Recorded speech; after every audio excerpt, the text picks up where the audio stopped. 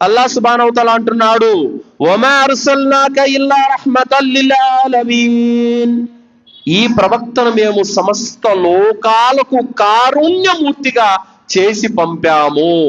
కావున ఇక్కడ ప్రవక్త ముహమ్మద్ సల్లల్లాహు అలైహి వసల్లం వారిని మనము విశ్వసించాలి.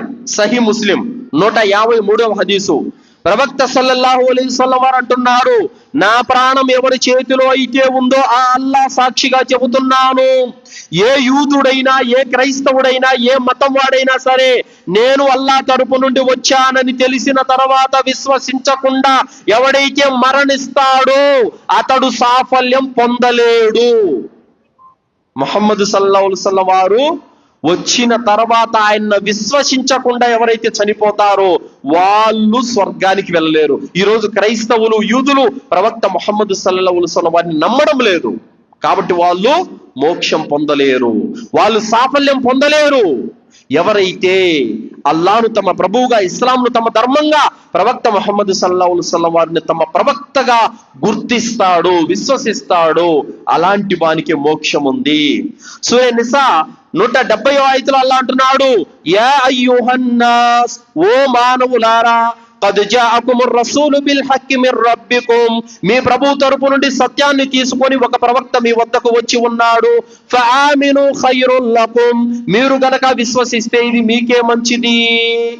వఇన్ తక్ఫురు, ఒకవేళ గనక మీరు తిరస్కరిస్తే, ఫఇన్న లిల్లాహి మా ఫిస్ సమావాతి వల్ అర్ద్, ఈ భూమి ఆకాశాల సృష్టి సామ్రాజ్యాధిపతి అల్లాహ్. మీరు నమ్మకపోతే అల్లాహ్కు ఏమీ నష్టం లేదు, మీకే నష్టం అని అల్లాహ్ సుబ్హానహు వ తఆలా చెబుతున్నాడు. కాబట్టి అల్లాహ్ దగ్గర నుంచి సత్యాన్ని తీసుకొని ఒక ప్రవక్త మన వద్దకు వచ్చి ఉన్నాడు, ఆయన్ని బాటాన మనం నడిస్తే గనక, ఆయన మార్గాన్ని మనం అనుసరిస్తే గనక ముక్తికి మార్గము దొరుకుతుంది. కావున ప్రవక్త సల్లల్లాహు అలైహి వసల్లం వారిని మనము విశ్వసించాలి. సోదరులారా, సల్మాన్ పార్సీ రదియల్లాహు అన్హు వారు, ఈయన ఒక గొప్ప సహాబీ. ఈయన ముందు అగ్ని మతానికి చెందినటువంటి వారు. అయితే ఈయన దాని తర్వాత క్రైస్తవ్యాన్ని స్వీకరించారు. క్రైస్తవ్యాన్ని స్వీకరించిన తర్వాత చాలా మంది పాస్టర్ల దగ్గర ఈయన శిష్యరికం చేశారు, చాలా మంది ఫాదర్ల దగ్గర శిష్యరికం చేశారు. చేసి దాని తర్వాత చాలా కష్టాలు, బాధలు, ఎన్నో ఊర్లు, ఎంతో సుదీర్ఘమైనటువంటి ప్రయాణం తర్వాత మొత్తానికి మదీనా చేరుకున్నారు. మదీనా చేరుకున్న తర్వాత ప్రవక్త ముహమ్మద్ సల్లల్లాహు అలైహి వసల్లం వారు వచ్చారని తెలియగానే ఈయన నిజమైన ప్రవక్త కాదా అని చెప్పేసి తన గురువు ఫాదర్ చెప్పి ఉన్నాడు, అయ్యా, ఇప్పుడు ఉన్నటువంటి ప్రపంచంలో క్రైస్తవ్య ధర్మం అనేది ఏదైతే ఉందో అది సరిగా లేదు, కనుక త్వరలోనే ఒక ప్రవక్త రానున్నాడు, ఆ ప్రవక్త యొక్క చిహ్నాలు 3 చెబుతా విను.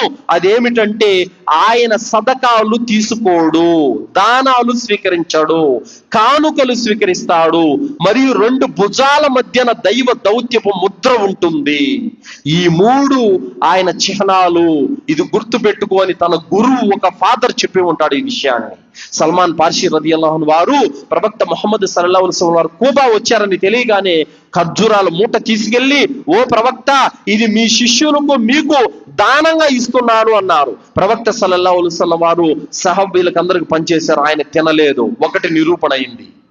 తర్వాత రెండోది, మళ్ళీ ఆయన కూబా నుండి మదీనా వచ్చిన తర్వాత మళ్ళీ ఖర్జూరాలు తీసుకెళ్లి, ఓ ప్రవక్త, ఇవి మీకు గిఫ్ట్ గా ఇస్తున్నాను, కానుక అని చెప్పారు. అప్పుడు ప్రవక్త గారు సహచరులకు పంచారు, ఆయన కూడా తిని నోట్లో వేసుకొని తిన్నారు. ఇది రెండోది నిరూపితమైంది. ఇక మూడోది, ప్రవక్త సల్లల్లాహు అలైహి వసల్లం వారు మస్జిద్లో కూర్చొని ఉంటే ఆయన ప్రవక్త వెనకాలకి వెళ్ళి దైవ దౌత్య ముద్ర కోసం వెతుకుతూ ఉంటే ప్రవక్త సల్లల్లాహు అలైహి వసల్లం వారు గమనించి ఆయన యొక్క దుప్పటి కిందికి జార విడిచగానే ఆ దైవ దౌత్యపు ముద్ర కనిపించింది. అది కనిపించగానే సల్మాన్ పార్సీ రదియల్లాహు అన్హు వారు వెంటనే ఆ దౌత్య ముద్ర మీద ముద్దాడారు. సోదరులారా, సల్మాన్, ఏంటి విషయం అని అన్నారు. ఏం లేదు ప్రవక్త, నేను కొన్ని సంవత్సరాల నుండి సత్య ధర్మం కోసం అన్వేషిస్తూనే ఉన్నాను, ఏ ధర్మము నాకు సరైనది అనిపించలేదు, కానీ ఒక ఫాదర్ మీ గురించి చెప్పారు, మీ రాక గురించి చెప్పారు. అయితే నేను మిమ్మల్ని 3 విషయాల్లో పరీక్షించాను, 3 విషయాల్లో కూడా మీ విషయంలో నిరూపితమైపోయింది. మీరు ప్రవక్త అని నేను సాక్ష్యం ఇస్తున్నాను. అష్హదు అల్లా ఇలాహా ఇల్లల్లాహ్ వ అన్న ముహమ్మదన్ అబ్దుహు వ రసూలుహు అని కలిమా పలికి ఇస్లాం స్వీకరించారు సల్మాన్ పార్సీ రదియల్లాహు అన్హు వారు.